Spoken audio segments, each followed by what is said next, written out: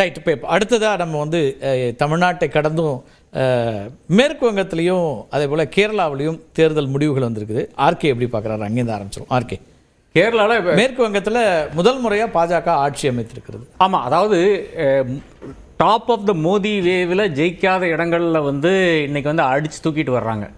BJP அடித்து தூக்கிட்டு வருது. ஒன்று.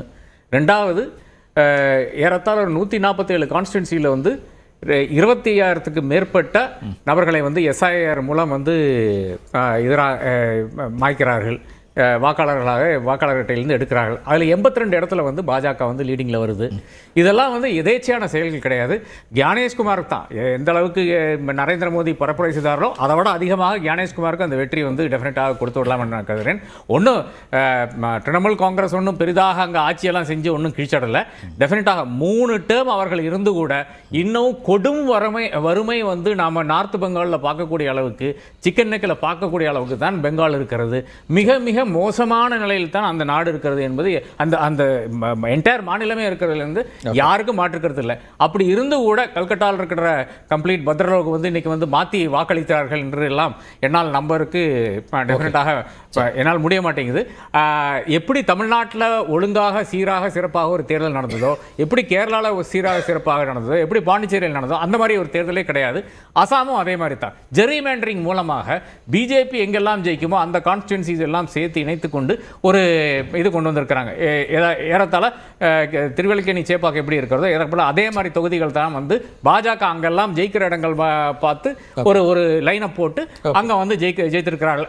அங்கே மட்டும்தான் டீலிமிட்டேஷன் நடந்திருக்கு. அசாமில் மட்டும்தான் டீலிமிட்டேஷன் நடக்குது. அதனால தான் 100 ஓட்ஸ் அங்கே வருது. அதனால தான் கோகாய் வந்து அங்கே தோக்குறாரு. தருண் கோகாய் வந்து அங்கே வந்து தோக்குறாரு. இதில் யாருக்கும் மாற்றுக்கிறது இருக்க முடியாது. கேரளாவில் மாபெரும் வெற்றி. அதில் ஒரே ஒரு விஷயம் என்னவென்றால், இன்னைக்கு பிஜேபிக்கு அங்கே 3 பேர் ஜெயிக்கிறாங்க, இன்க்ளூடிங் ஸ்டேட் பிரசிடென்ட் ஜெயிக்கிறாரு. அது என்னை பொறுத்தவரை வந்து அவங்க வந்து எவ்வளோ கடினமாக உழைக்கிறதுக்கு ஒரு சான்றாக இருக்கிறது. அதாவது இந்த ஞானேஷ்குமார் எல்லாம் கொண்டு வராம அவர்களே மாநகராட்சி அவங்க வெற்றி பெற்று. ஆமா, ஆனா இதுல வந்து பெங்காலில் ஒரு முனிசிபாலிட்டி கூட கிடையாதுங்க. அப்பதான் ஒரு முனிசிபாலிட்டி கூட இல்லாத இடத்துல வந்து ஞானேஷ்குமாரை வச்சு அதிகாரத்துக்கு வர்றாங்க. ஆனால் கேரளாவில் அப்படி கிடையாது. கேரளாவில் கடுமையான உழைப்பு. இன்னைக்கு ஒரு எம்பி இருக்கிறாங்க, 3 எம்எல்ஏ இருக்கிறாங்க. இது வரலாற்றிலே இருந்தது கிடையாது. பெரிய மாபெரும் வெற்றி. யுடிஎஃப் ஆட்சிக்கு வந்தாலும் பாஜகவுடைய சக்சஸ் சேர்த்து பார்க்க வேண்டியிருக்கு. நிச்சயமா பெரிய சக்சஸாக நான் பார்க்கிறேன். அடுத்த ஒரு மிக மோசமான ஒரு விஷயம் என்னன்னு பார்த்தீங்கன்னா, புதுச்சேரியில் என்னை பொறுத்தவரை மோசமான பிரச்சனை பார்த்தீங்கன்னா, சார்லஸ் மார்டின் என்றவர் ஜெயிச்சு வந்திருக்கிறாரு. அவர் ஒரு கட்சியை நடத்துகிறாரு. அவர் வந்து அடுத்ததாக அமைச்சர்கள் இருக்க போகிறாரு. இவரை வந்து எந்த அளவுக்கு வந்து பாஜகவுக்கு பிடிக்காமல் இருக்குன்னு பார்த்தீங்கன்னா, அவர் வந்து பிரதமரை வரவேற்காக பாண்டிச்சேரி ஏர்போர்ட்டுக்கு செல்கிறார்.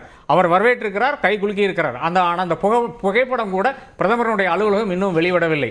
அமித்ஷாவை சந்திக்கிறார். சந்தித்த பிறகு வெளியே வந்தவர் தான் அவருக்கு, அமித்ஷாவுக்கு தெரியுது யாருன்னு தெரியுது. 4 கேஸுகள் அவர் மேல் இருக்கு. என்ன மணி லாண்டரிங் கேஸுகள் இருக்கிறது.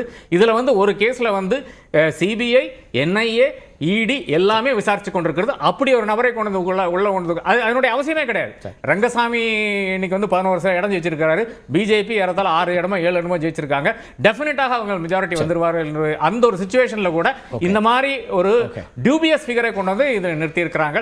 வெஸ்ட் பெங்காலில் 4 கேஸ் இருக்கு. அது பிஜேபி என்ன பண்ணணும்னு நம்ம பார்க்கலாம். ரைட், பேசலாம். எப்படி மேற்கு வங்க தேர்தல் முடிவுகள் அப்படிங்கிறது எதிர்பார்த்ததை விட கூடுதலாக வந்துருச்சா? இல்லை, ஆர்கே சார்கிட்ட இருந்து இப்படி ஒரு கமெண்ட்ரி வரும்னு எதிர்பார்க்கல. ஏனென்றால் கேரளாவில் எப்படி அங்கே வந்து உழைத்து அது மாதிரி வேலை செஞ்சுருக்காங்கன்றது அங்கீகாரம் கொடுக்குறாரோ, வெஸ்ட் பெங்காலில் அதை விட 4 மடங்கு கடினமான ஒரு சூழ்நிலை. கடந்த 2021 தேர்தலில் புகார்கள் கேரளாவில் வரலையே.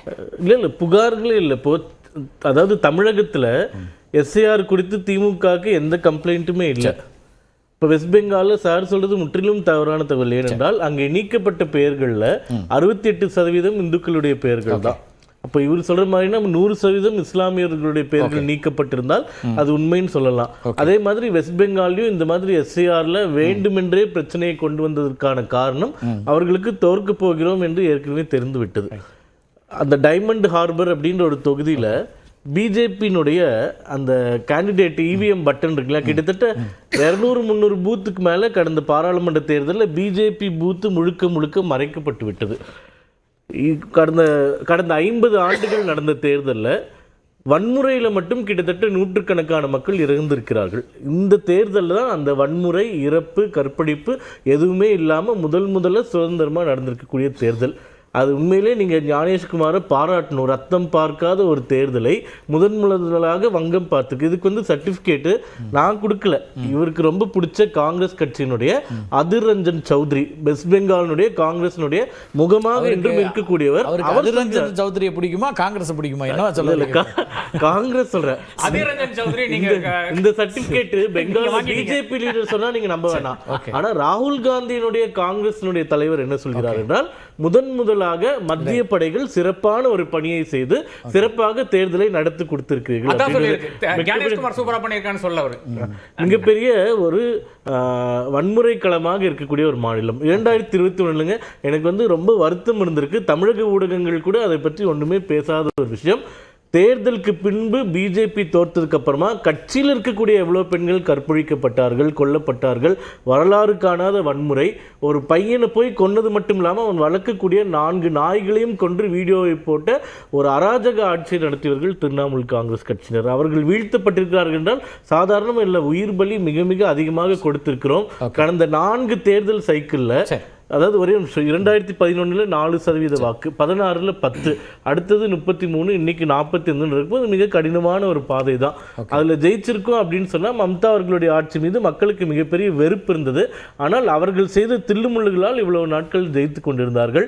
இன்று இதே தேர்தல் ஆணையம் வந்து மிகப்பெரிய கட்டுப்பாடுகளை விதித்து நியாயமான முறையில் ஒரு தேர்தல் நடந்ததால் வெற்றி பெற்றிருக்கிறோம். அதனால இந்த வெஸ்ட் பெங்கால் விக்டரி வந்து எங்களுக்கு 2014ஆம் ஆண்டு ஜெயித்ததை விட மிகப்பெரிய ஒரு சென்டிமெண்ட். 2014 நாடாளுமன்ற தேர்தலை விட இது ரொம்ப முக்கியமானது. ஏனென்றால் எங்களுடைய நிறுவனருடைய மாநிலம் அது. பிஜேபி என்ற கட்சியை ஆரம்பித்த ஷியாமா பிரசாத் முகர்ஜி அவர்களுடைய மாநிலம்.